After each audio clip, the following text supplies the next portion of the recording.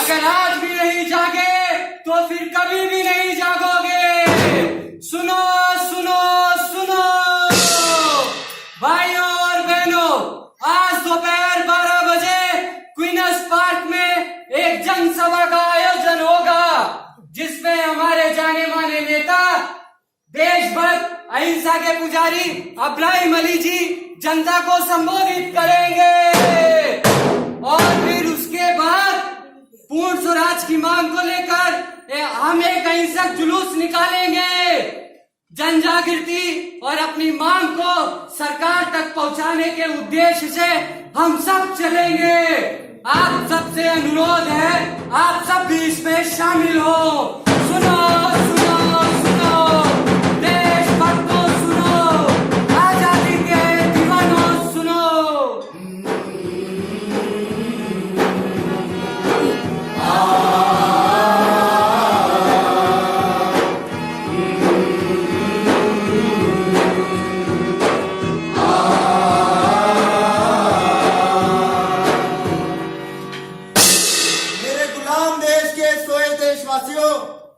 अब जागने का वक्त आ गया है। मैं आपसे अर्ज कर रहा हूं कि हमने अंग्रेजी सरकार से अब तक पूरा सहयोग करके देख लिया है और जान लिया है कि वो हमें गुलाम ही बनाए रखना चाहते हैं। इसीलिए गांधी जी ने अब पूर्ण स्वराज की मांग की है। करो या मरो का नारा उन्होंने हमें दिया है। इस मुद्दे को लेकर आजादी के दीवाने अपनी इस मांग को पूरा कर रहे हैं। आपसे गुजारिश है कि ज्यादा से ज्यादा तादाद में शामिल हो, लेकिन ये जुलूस पूर्णतः अहिंसक होगा। कोई हमें मारे पीटे या हमारा मजाक उड़ाए, हमें पलटकर वार नहीं करना।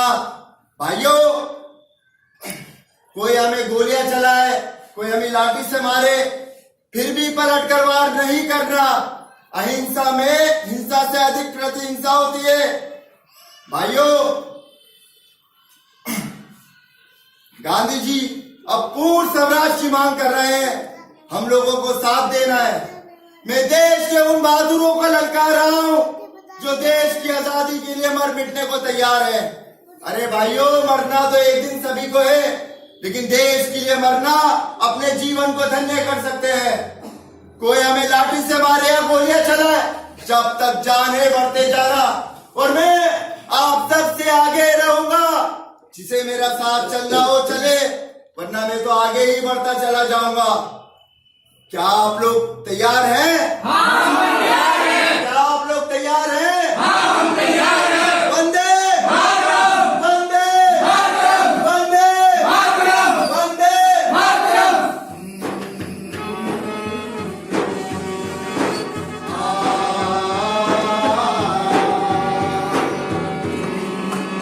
अरे बाबा, कोई समझाओ इन्हें।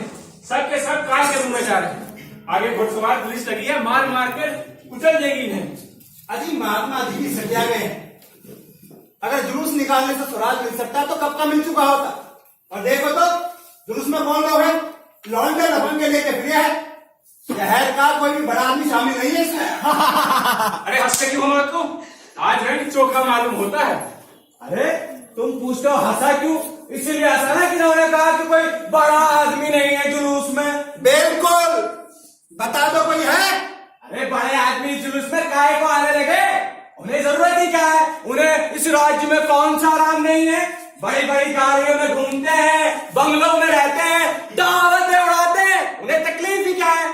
भैया मर तो हम लोग रहे हैं, रोटियों तक के ठिकाने नहीं है। लेकिन वो कोई चाय पी रहा होगा, कोई ग्रामोफोन पर गाने सुन रहा होगा, और कोई सैर सपाटे पर निकला होगा।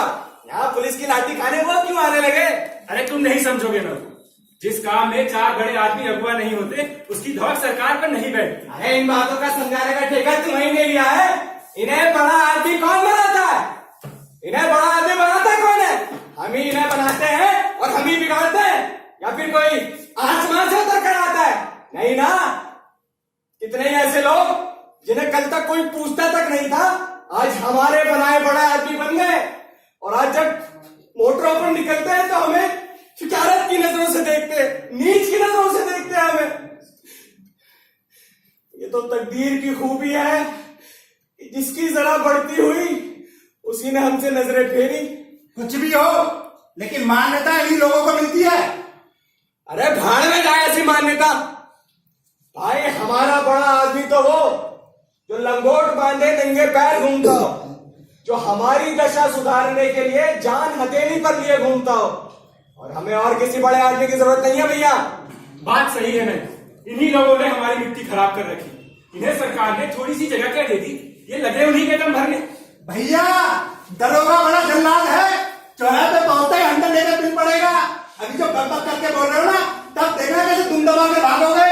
नजाकत तब बढ़ेगा। अजी देख ही जाएगी।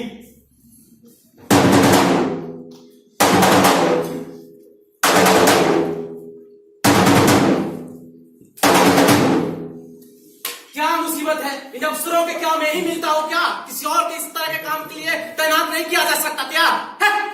वंदे मातरम, वंदे मातरम, वंदे मातरम, वंदे। आप लोगों को आगे जाने का हुक्म नहीं है। देखिए दरोगा साहब, हम यहाँ कोई दंगा फसाद करने नहीं निकले। हमारी मंशा इससे भी और ऊंची है। हमें आदेश दिया गया है कि आप लोग आगे ना जा पाए। क्या आपसे अर्ज है कि एक बार अपने बड़े अफसरों से बात कर लीजिए। मैं इसका कोई जरूरत नहीं समझता। जरूरत नहीं समझते तो इसका मतलब आप हमें आगे जाने से रोक रहे हैं। इसका मतलब आप नहीं मानेंगे। नहीं, ठीक है, तो हम यही बैठ जाते हैं। जब ये लोग चले जाएंगे तो हम भी आगे बढ़ जाएंगे। ठीक, मामला नाजुक है। अगर इन्हें रास्ता देता हूँ तो जवाब तलब हो जाऊंगा, पर अगर रहने देता तो न जाने कब तक ये सिर पे बैठे रहे। डीएसपी साहब आ गए, यही टाइम है इंप्रेशन जमाने का। जी साहब, बताइए साहब। तुमसे एक जुलूस निकला। साहब मैंने बहुत कोशिश की रोकने की। लड़ेंगे।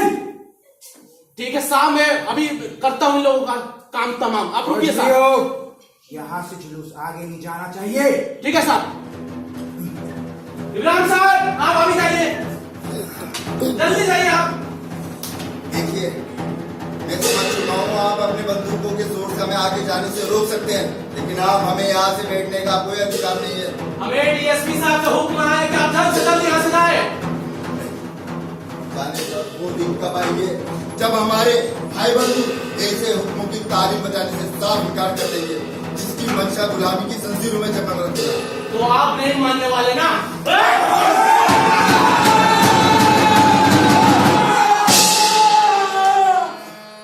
दहशत भरे घरों में इंसानियत कहाँ है, हैवानियत का आलम दामन भिगो रहा है। चलती हुई लाशों पे रोटी पकाने वाले घायल तड़पते लोगों से दिल बहलाने वाले ये देश चल रहा है, ईमान लुट रहा है।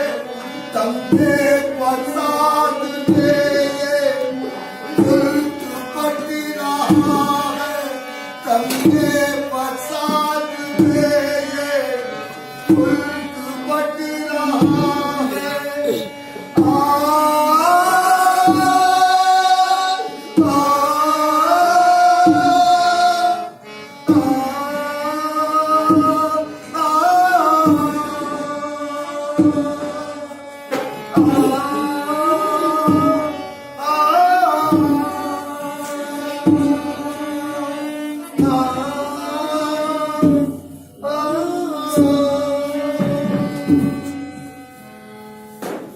अरे उस घटना के 3 दिन हो गए, या तुम बात करती हो कुछ खा रही हो।